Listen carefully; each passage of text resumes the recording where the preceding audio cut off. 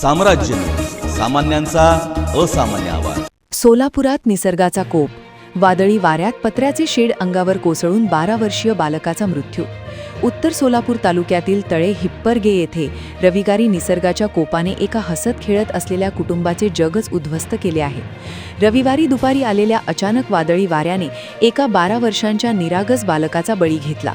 फरहान असलम कल्याणी असे या चिमुकल्याचे नाव असून त्याच्या जाण्याने संपूर्ण गाव शोकाकुल झाले आहे। रविवारी दुपारची वेळ, बाहेर वादळी वाऱ्यासह पावसाचा जोर वाढला होता। कल्याणी कुटुंब आपल्या घरात सुरक्षित असल्याची भावना मनात ठेवून बसले होते। आई वडील आणि लहान बहीण एका बाजूला तर 12 वर्षांचा फरहान दुसऱ्या बाजूला खेळत होता। 5वीत शिकणारा हा उमलते फूल घराचा एकुलता एक आधार होता। मात्र नियतीला काही वेगळेच मान्य होते। 4:30 ते 4:45च्या सुमारास वाऱ्याचा वेग इतका प्रचंड झाला की घरावरील पत्र्याचे शेड पत्त्यांच्या बंगल्यासारखे उडून गेले।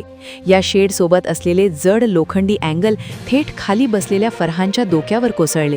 क्षणात होत्याचे नव्हते झाले। डोळ्यादेखत घडलेल्या या हृदयद्रावक घटनेने आई-वडिलांच्या काळजाचा तुकडा क्षणात हिरावला गेला। हा घाव इतका वर्मी होता की फरहानने जागीच प्राण सोडले। सुदैवाने घरातील इतर सदस्य या दुर्घटनेतून बचावले, पण डोळ्यादेखत आपल्या लाडक्या मुलाचा अंत होताना पाहून आई-वडिलांच्या आक्रोशाने आसमंत हादरला।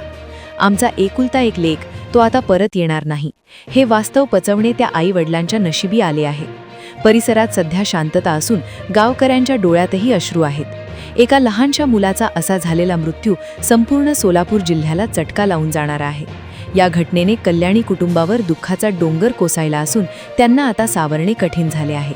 निसर्गाच्या या क्रूर खेळामुळे एका घराचा दिवा कायमचा विझला आहे।